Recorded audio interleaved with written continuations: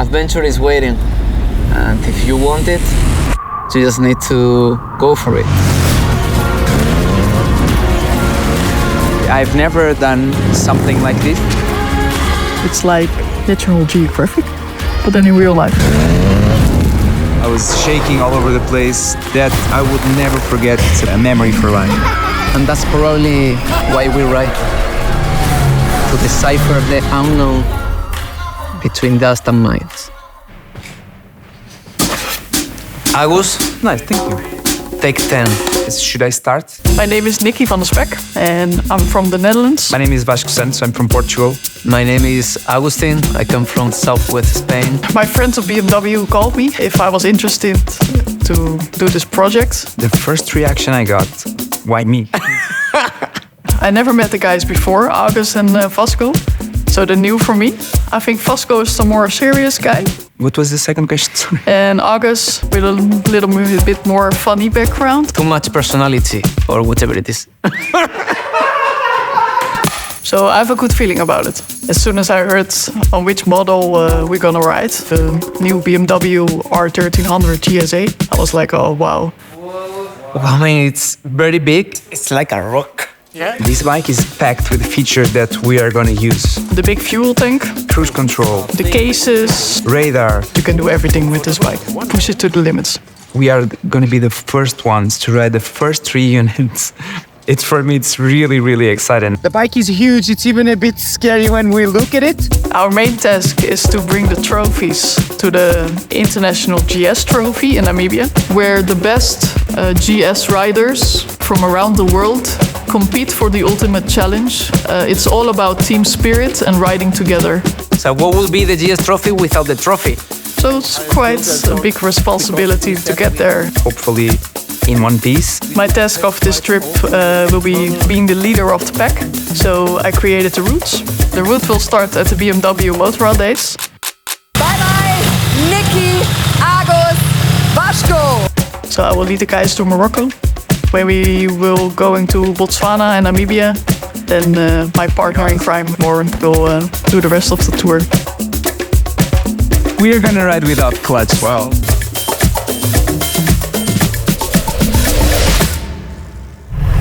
Ciao Antonia, ciao Rainer.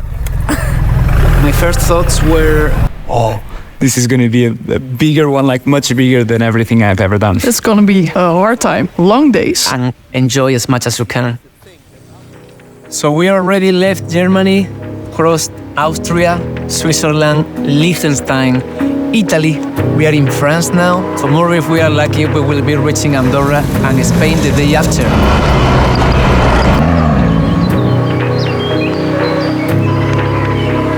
The thing is, I've crashed so many times.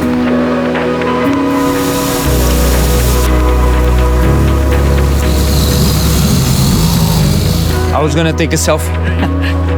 We're rolling. Why I didn't crash? Agus crashed twice. Yes, I crashed my bike twice. Both because of the same reason. Just short leg problems. We rode many tracks, single tracks with loose rocks. There were some very technical, hardcore parts. And when I rode it, and this is 100% honest, I was shocked about how nimble and how easy it is to ride. The bikes just handled perfect. Agus.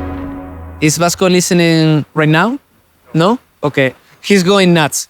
Vasco is a really experienced rider. He was doing crazy jumps, amazing driftings. He's a great rider. I'm learning a lot. He's like my big brother. Hey, what are you doing? These days riding have been intense. Like 8 hours, 10 hours a day.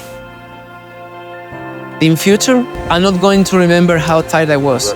I will remember all the memories that we collected in the way. It feels amazing. I've never done something like this, and I've never crossed 6 countries in 2 days.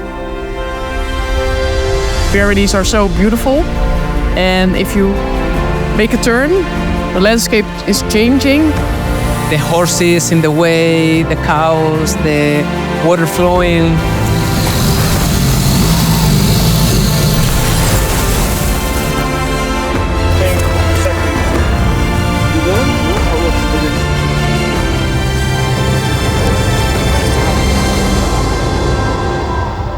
riding somehow makes you more conscious about what you are crossing.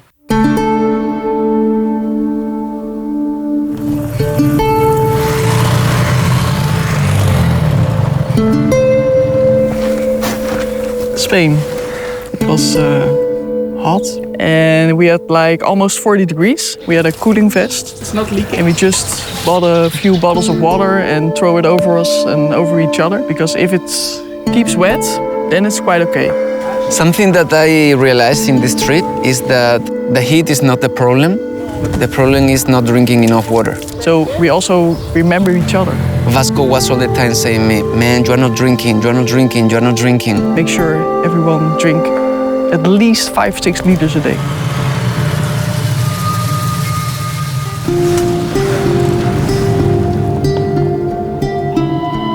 I'm listening to the epic music. It's always nice to put the bike on a ferry and go to a different country, different continent. 14 kilometers that separate both countries, everything changes. The moment you arrive, you immediately feel the cultural differences.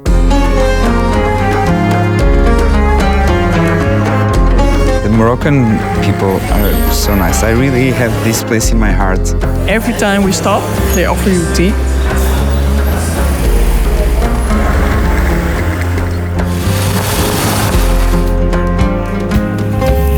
We eat on the road, and sometimes we can have lunch in a normal restaurant. But yeah, if we are in the middle of nowhere, we need to go to maybe a street market. And most of the time we make sure we buy some food. Sometimes you get a fried donut next to the road. Make sure you don't get diarrhea or other stuff. And to see all the big bikes, yeah, it's like all the people are coming out of the village and they want to sit on it. And yesterday we turned it around. There was a really small bike, so we asked, okay, can we sit on your bike? The trip in Morocco, sometimes it was difficult in the desert.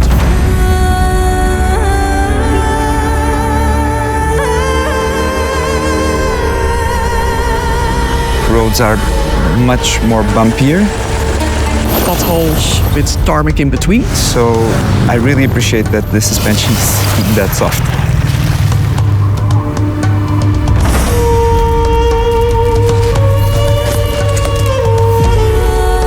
Being in the desert without like light pollution makes the stars like show up much more, and it was such a beautiful moment when we had silence between us.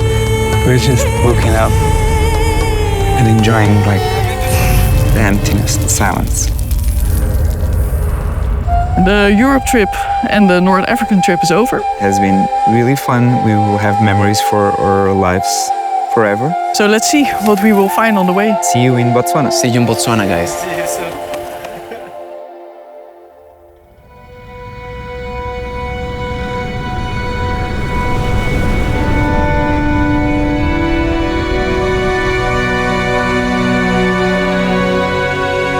It was a shame that our flight was cancelled. And to arrive to this place, the connections were so difficult. So in the end, I told the guys, let's reunite in another place because I'm not gonna make it for the first days that you're gonna be riding. We had a lot of time pressure, so we had to keep going. We met Warren at the airfield in Botswana. It's crazy, we were going so fast.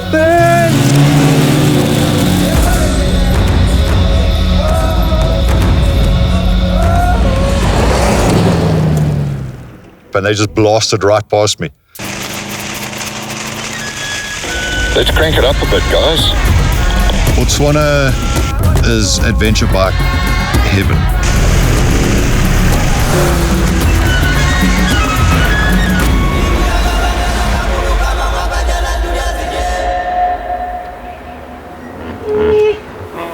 Did you hear the hippo? This is amazing. Like all the sounds and the birds, and this is living life. This is a true experience.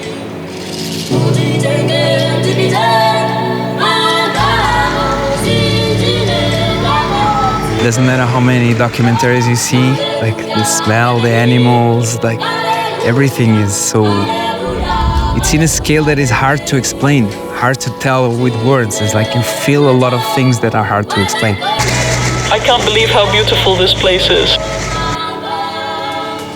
It's like National Geographic, but then in real life.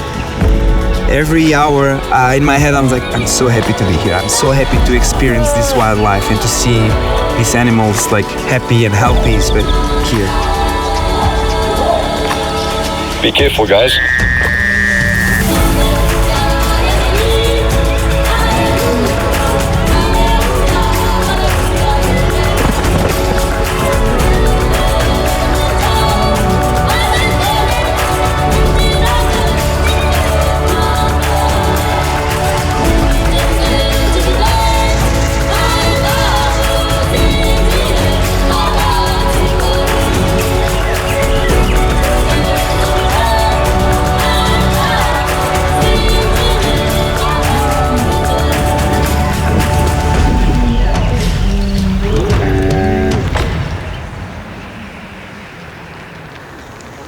Yesterday night when we were sleeping, the lions passed here and we saw the marks. We couldn't believe it. This is full of animals. Like right now we are here and in this river it's full of crocodiles. Keep in mind, okay, they're wild. Keep your distance. And if you see them, just stop and just see how they behave. It was really good to see Warren again after Garmisch. Like his energy, it's contagious. We had great catch-ups of their trip that they've traveled to Europe, and I'm excited to show them the South African continent. In my head, if something happened, he's the guy that can help us. Like we are a proper team. So with a lot of the local knowledge that we've learned over the years traveling in Africa is to respect the animals that we're traveling past, to slow down and to take in the nature. We'd like to leave the smallest footprint behind.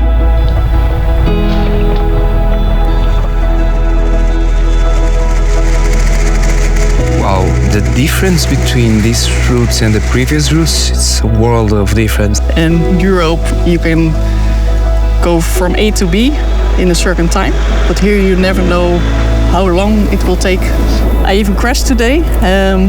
We had a really long white track with hard sand, but also some pieces with really deep sand. And with deep, it was like your bike was disappearing. So I went in with my bike, the front wheel digs in, and I was not able to throttle it out anymore. So I went from right, left, and then bam. So I smashed myself on the mirror with my ribs. A little bit painful, but I think I will survive. It's an adventure bike. We can go like to tough situations and get out of it. Of course it's heavy, everybody knows, but it's possible. We are proving that it's possible. We're not filming everything that we've been through, but trust me, we have been through some tough situations. Bike feels so good after a lot of miles. It's really impressive. How much pain in your butt do you have had?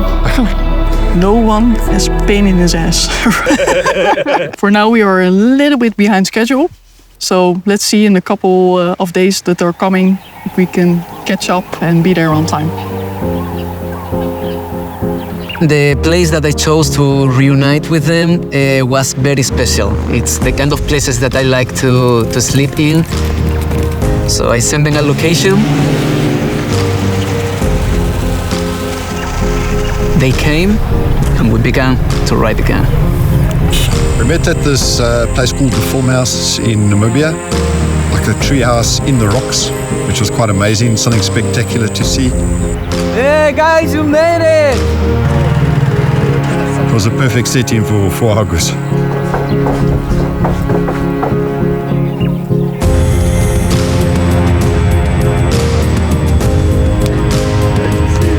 So very close to that place, there was a Himba village. We went there with the motorbikes and it was beautiful to see how different the humans can live, how different can be a culture. And we spent there some hours with them trying to communicate as good as we could because they didn't speak English and we didn't speak Himba. But in the end, you know, you can make yourself understood. I think that Africa is a great mystery. And that's probably why we ride, to decipher the unknown between dust and miles. The special thing about Africa, every border crossing, landscape changed.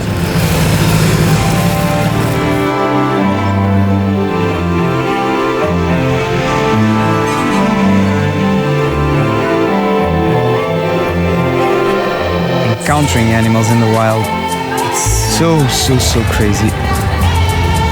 We were riding for so many hours and suddenly a family of rhinos, not just one, a family came 3 meters from us. My heart was beating so fast that it's impossible that the rest of my body is going to forget that.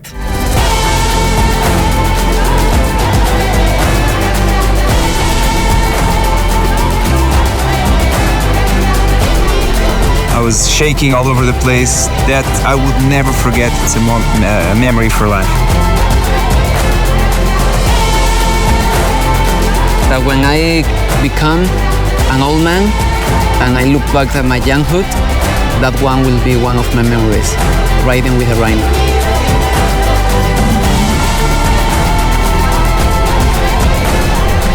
When we were riding there, I was thinking, man, this bike is like a metal rhino, and there it is, the real rhino. Why? Because both are quick, both are very strong, and both are smart.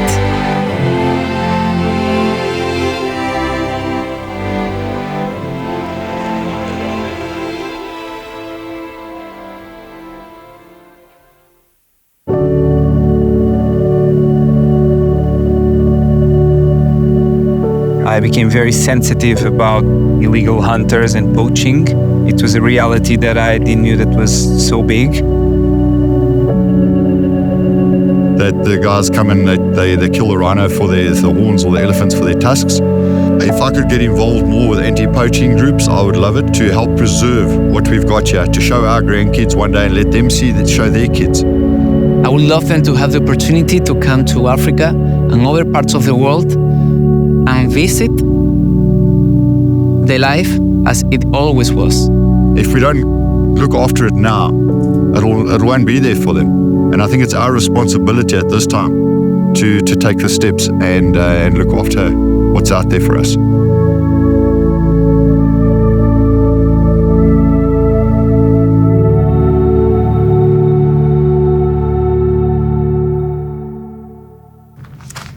Guys, let's do this quick, okay? Let's film quick. We have to go. We are in a rush. Today's the big day. We're gonna deliver the trophies in a few hours. I hope they are still in one piece, that Nikki didn't break them in these last kilometers.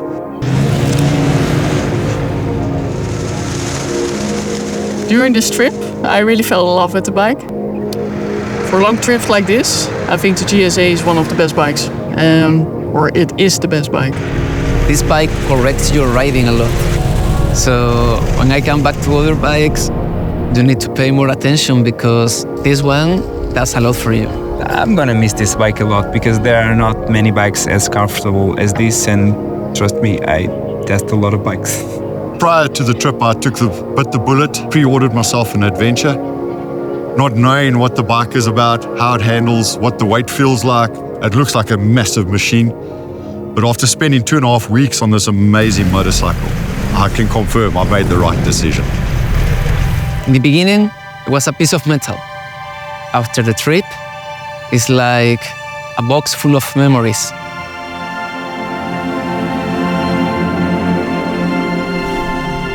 We're excited to meet all our GS Trophy family friends.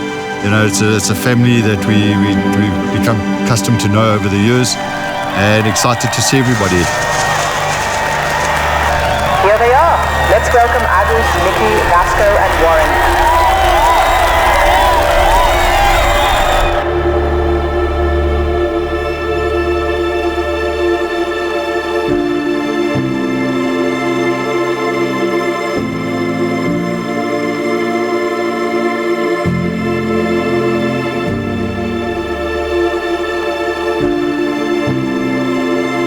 the kind of adventure that makes you more conscious and aware of the world that you live in and how important it is to take care of it. It's my favorite way of traveling. It's the one that has no barriers. The smells, the people, the culture, the food.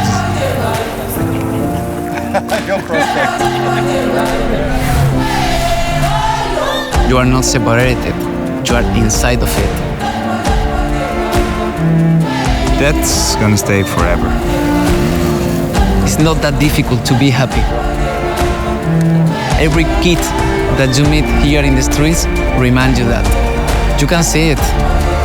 Sometimes they are way happier than us.